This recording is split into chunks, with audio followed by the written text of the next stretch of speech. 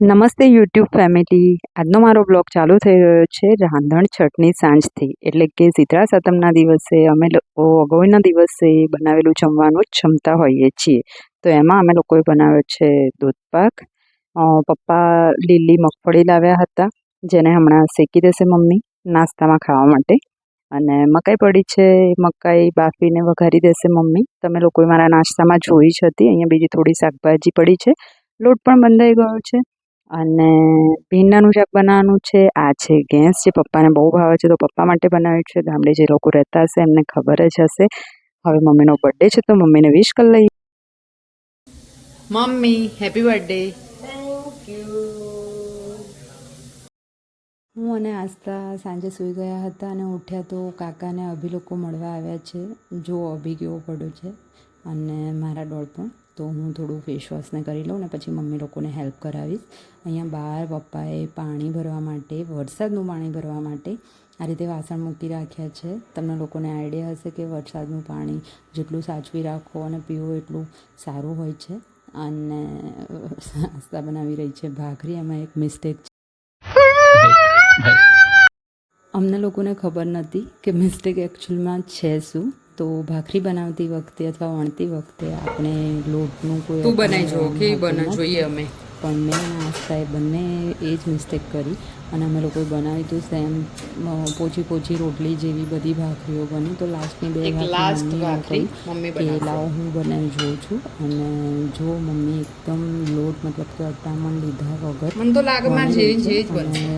ભાખરી થોડી જાડી સાઇઝમાં જ રાખવાની હોય છે અને એને એકદમ પ્રેસ કરીને આ રીતે કોટનના કપડાથી ગળણું હોય એનાથી પ્રેસ કરીને એને શેકવાની હોય છે. તો એકદમ કડક અને એકદમ ભાખરી જેવો ટેસ્ટ આવે છે.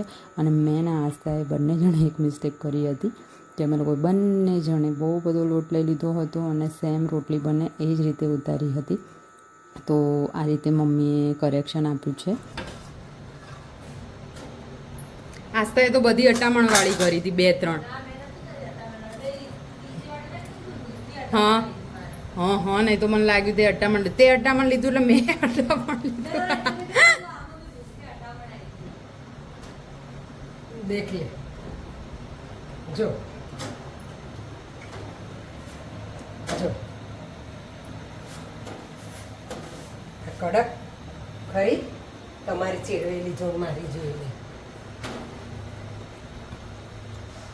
જોઈ લે મમ્મી વાળી થોડી કડક છે અને મેં બનેલી બધી રોટી છે બધી એવી જ છે. અને મમ્મી વાળી ઓરિજિનલ ભાખરી લાગી રહી છે. બીજી તારે કંકોડી કરવાની હતી. જો બાપા રાત દિવસ કંકોડા. મમ્મી કાલ માટે પપૈયું કાપતી હતી. તો અમે લોકો બંને જણ, આસ્થા અને હું બંને જણ પપૈયાના છિલકાને હાથમાં લઈને લગાવવાનું સ્ટાર્ટ કરી દીધું હતું. તો મેં ફેસ વોશ કરી લીધું છે અને તમે જોઈ શકો છો કે સ્કિનમાં કેટલો બધો ગ્લો આવી ગયો છે. થોડું ક્લોઝથી બતાવી દઉં તો તમે પણ કમેન્ટ કરજો કે આ રીતે DIY કોણ કોણ યુઝ કરે છે અને ઘરના નુસ્ખાઓમાંથી કોણ કોણ પોતાની સ્કિન અને હેર માટે ટ્રાય કરે છે કે આપણે સારી સારી વસ્તુઓનો યુઝ કરીને સ્કિન કેર કરી શકીએ છીએ, હેર કેર કરી શકીએ છીએ. તો કમેન્ટ કરજો. અને સ્કિન માટે કંઈ પણ જાણવું હોય તો પણ, અને હેર માટે કંઈ પણ જાણવું હોય તો પણ તમે કમેન્ટ કરી શકો છો. હું એના પર વિડીયો જરૂરથી બનાવીશ. અત્યાર માટે ખાલી આટલું જ. Good night. મમ્મીનો બર્થડે હતો તો આખા દિવસના બહુ બધા કોલ આવી ગયા હતા. અને જો મમ્મી ફરીથી પણ કંકોડા જ સમારી રહી છે. અને હવે વાગી રહ્યા છે સવારના 9:41. હજુ તો હું ઉઠી છું. મમ્મી નાહી ધોઈને તૈયાર પણ થઈ ગઈ છે. જો કેટલી મસ્ત લાગે છે યલો કલરની સાડીમાં.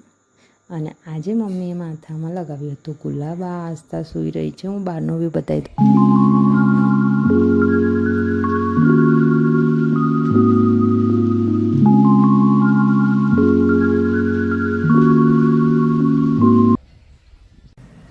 દસ 41 થઈ ગઈ છે. ઘરની સાફ સફાઈને બધું પતી ગયું છે. હજુ મારે નાવાનું બાકી છે. હું એમને એમ જ કરી રાખું છું.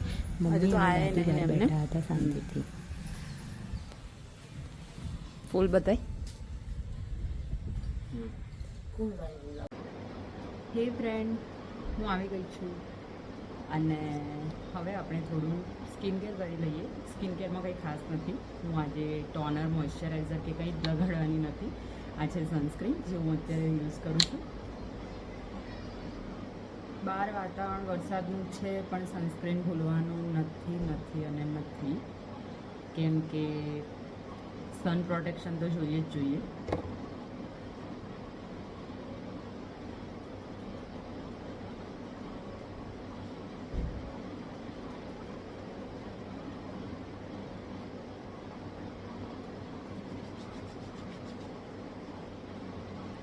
નેક અને હેન્ડ્સ પણ કવર કરી લેવાના છે.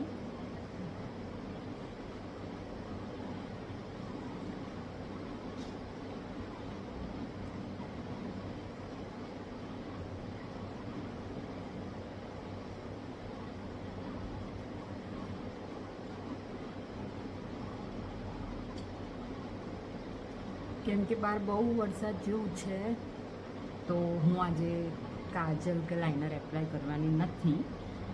તો ખાલી mascara, my favourite.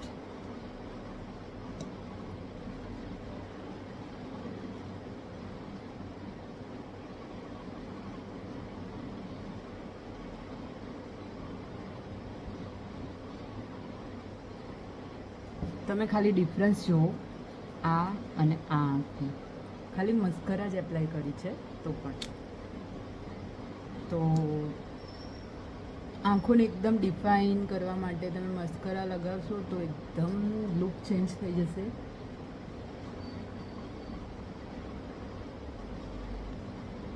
Eye makeup નહીં કરો તો પણ ચાલશે.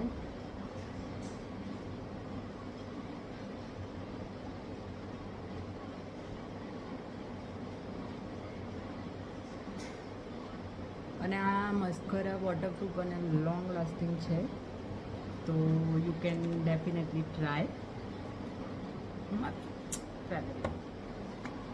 હવે કરીશું થોડી લિપસ્ટિક. એના પહેલાં leap liner.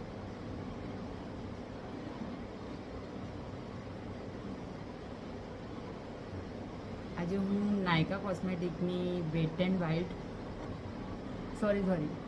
Breakup and makeup વાળું યુઝ કરવાની છું, જે મેં તમને પહેલાં કહ્યું હતું. અરે યાર ફોકસ થાય.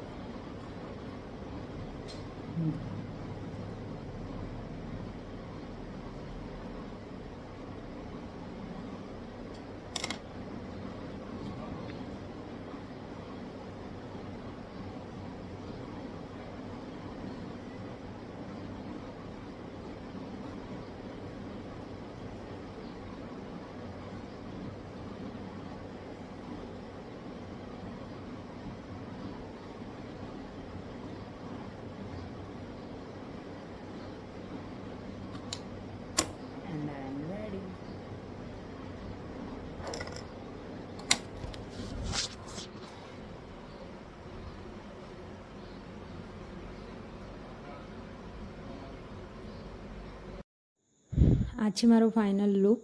લિપસ્ટિકનો શેડ તમે લોકો જોઈ શકો છો કેટલો મસ્ત લાગે છે. અને ઘરમાં લાઇનસર કાકાનું ઘર, એક દાદાનું ઘર પણ બની રહ્યું છે. તો આ રીતે ટ્રેક્ટરને કંઈકનું કંઈક આવતું જ રહે છે કામ માટે. અને હવે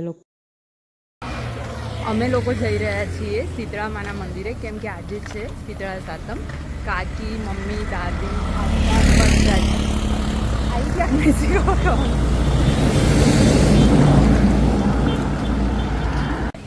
જો મારા ગામડે કેટલા સરસ સરસ મકાન હોય છે.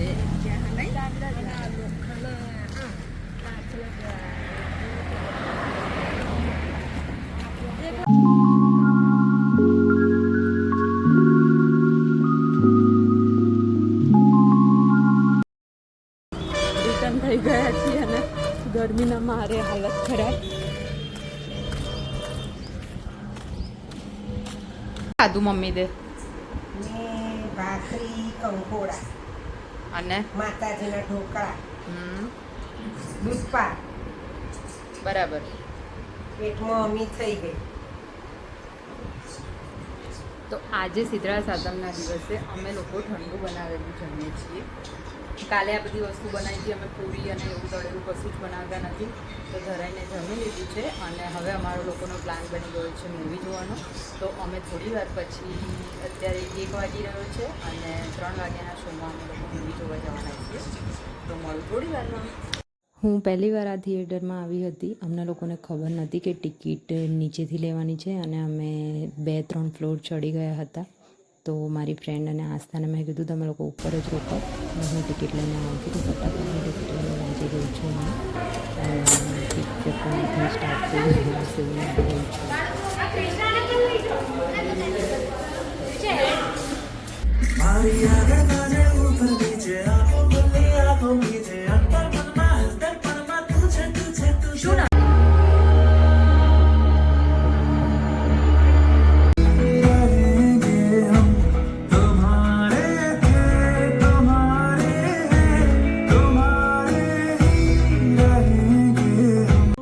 અને આ સોંગ પર ઇન્સ્ટાગ્રામ પર બાપરે બાપ કેટલા બધા રીલ્સ બની ગયા હતા. તો મને થયું આ ક્લિપ પણ મને લઈ લેવા દે.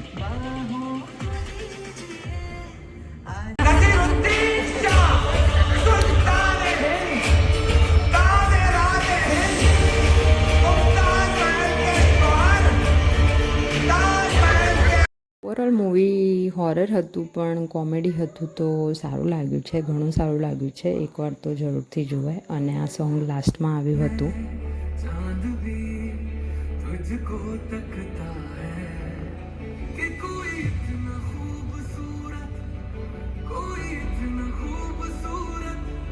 ને એવું હતું કે મૂવીમાં અમે લોકો એકલા જ હશું, પણ આખું થિયેટર ફૂલ હતું અને મજા આવી ગઈ. અમારા લોકોના ઘરથી ખાલી 5 થી 7 કિલોમીટર દૂર જ ધારપુર પર આ ગ્રાન્ડેક્સ થિયેટર આવેલું છે. તમે લોકો ત્યાં આસપાસ રહેતા હોવ તો જરૂરથી વિઝિટ કરજો. અમને લોકોને રિટર્ન થવા માટે રિક્ષા મળી ગઈ હતી, તો હું, મમતા અને આસ્થા રિક્ષામાં બેસી અને રિટર્ન થઈ રહ્યા હતા.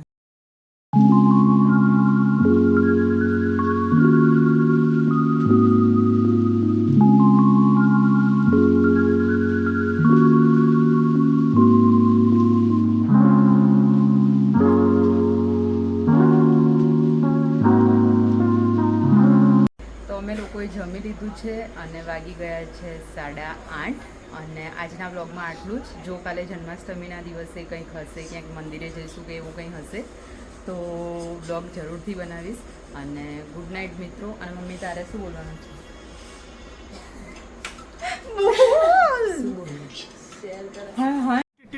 अबे जल्दी बोल, कल सुबह पनवेल निकलना है. તમને વિડીયો જો તમને વિડીયો ગમે તો લાઈક, શેર અને સબસ્ક્રાઈબ કરજો. જો તમને વિડીયો ગમે તો લાઈક સબસ્ક્રાઈબ કરજો.